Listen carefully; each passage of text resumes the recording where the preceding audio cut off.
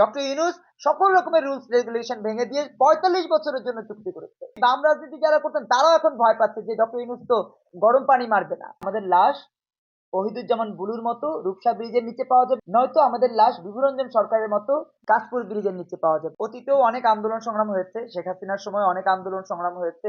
আমরা জেল জুলুমের শিকার হয়েও আন্দোলন করেছি, পুলিশের রক্তচক্ষু উপেক্ষা করে, পুলিশ প্রশাসনের রক্তচক্ষু উপেক্ষা করে আমরা কিন্তু আন্দোলনে ছিলাম, এখনো আছি। এখানে অনেকে ভাবেন যে আগে আন্দোলন কম হতো, এখন মনে হয় বেশি হয়। বিষয়টা আসলে এমন না। ডক্টর ইউনূসের সময় আন্দোলনটা খুব দ্রুত গতিতে হবার কারণে মনে হচ্ছে যে অনেক আন্দোলন হচ্ছে, আক্ষরিক অর্থে অত আন্দোলন হচ্ছে না।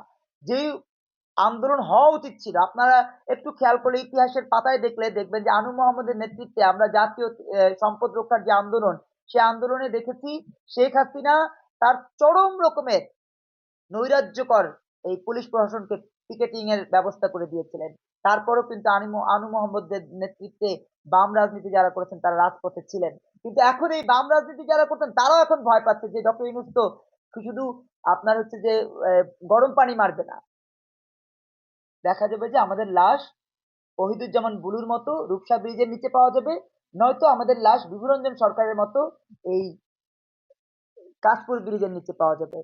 এই ভয়ে অনেকে কথা বলছেন না। কিছুটা আন্দোলন হয়তো দেখতে পাচ্ছেন যে আন্দোলন হচ্ছে, কিন্তু আক্ষরিক অর্থে বন্দর চুক্তির মতো একটা জায়গা যেখান থেকে বাংলাদেশের অর্থনীতির হৃৎপিণ্ড যেটাকে বলা হয়, দেখেন বাংলাদেশের হৃৎপিণ্ড বলা হয় সরোয়ার্দী উদ্যানকে, রমনা পার্ককে। আর বাংলাদেশের অর্থনীতির হৃৎপিণ্ড হচ্ছে এই চট্টগ্রামের বন্দরগুলো, বিশেষ করে ৪টা যে পার্ট আলাদা আলাদা করে তারা চুক্তিভিত্তিক জায়গায় গিয়েছে। একটা অন্তর্বর্তীকালীন সরকার কিন্তু কখনোই তার মেয়াদের বাইরে গিয়ে কোনো চুক্তি করতে পারে না। কিন্তু এই সরকার তার সকল রকমের রুলস রেগুলেশন ভেঙে দিয়ে, ডক্টর ইউনূস সকল রকমের রুলস রেগুলেশন ভেঙে দিয়ে ৪৫ বছরের জন্য চুক্তি করেছে, যেটা বাংলাদেশের অর্থনীতির জন্য চরম রকমের হুমকির মুখোমুখি হতে হবে। এই অবস্থায় আন্দোলন তো আরো বেশি হওয়া উচিত ছিল, যাতে করে তিনি আন্দোলনটা, এই চুক্তিটা বাতিল করেন, আন্দোলনটাকে গুরুত্ব দিয়ে চুক্তি যেন বাতিল করেন সেই জায়গায় তাকে নিয়ে যাওয়া উচিত ছিল। কিন্তু আমরা কি সেই আন্দোলন দেখছি? কমিউনিস্ট পার্টি নেমেছে, কিন্তু জাতীয় পার্টি নেমেছে, জামাত নেমেছে, আপনার অন্যান্য যে পলিটিক্যাল পার্টিগুলো আছে তারা নেমেছে? নামেনি, কারণ তারা ভয় পাচ্ছে এই প্রেস সচিবের স্বৈরাচারী কর্মকাণ্ড। বাংলাদেশের রাজনীতিতে আমরা বরাবরই দেখেছি যেই ব্যক্তিরা আস্ফালন দেখান তাদের একটা সমর্থনে এই প্রধান উপদেষ্টা বা অন্তর্বর্তীকালীন সরকারের এই নিয়োগ আমরা দেখেছি ৫ই আগস্ট পরবর্তী সময়ে। আমরা ভেবেছিলাম ডক্টর ইউনূসের নেতৃত্বে আমরা অন্তর্বর্তীকালীন সরকার পেয়েছি, যেই সরকার আমাদেরকে সত্যিকার অর্থে রুটি রুজি জীবন জীবিকার একটা নিশ্চয়তা দেওয়ার পাশাপাশি বাংলাদেশের অর্থনীতিকে, যেহেতু তিনি অর্থনীতিতে নোবেল বিজয়ী, তিনি অর্থনীতিকে, বাংলাদেশের অর্থনীতিকে সামগ্রিক জায়গায় পৌঁছে দেবার জন্য, বিশ্বব্যাপী আলোচিত করবার জন্য সর্বোচ্চ ভূমিকা রাখবেন। কিন্তু আমরা দেখছি আমাদেরকে দিনে দিনে দারিদ্র সীমার নিচে নামিয়ে দিয়েছেন। ইতিমধ্যে প্রায় ৩৬ ভাগ বাংলাদেশের টোটাল মানুষের ৩৬ ভাগ দারিদ্র সীমার নিচে চলে গেছে। সেই সাথে আমরা দেখছি বন্দর চুক্তির জায়গাটাতে তিনি এমন ভাবে আষ্টে পৃষ্ঠে জড়িয়ে আছেন যে তিনি এই কাজটাই করবার জন্য যেন বাংলাদেশের এই ক্ষমতায় এসছেন, বাংলাদেশের প্রধান উপদেষ্টা হয়েছেন।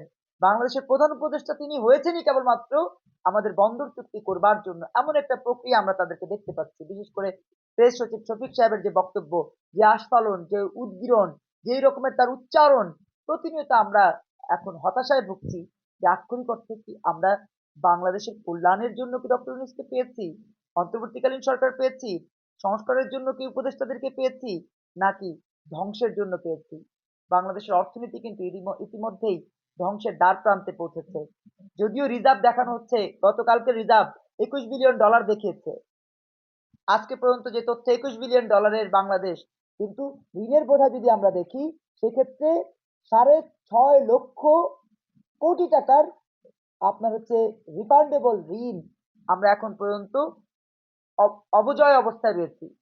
অবজয়ের অপচয়ের জায়গা থেকে বাংলাদেশকে যদি আমরা বিনির্মাণের চিন্তা করতাম, তাহলে আজকে এই বন্দর চুক্তির জায়গায় ডক্টর ইউনূস যেতেন না।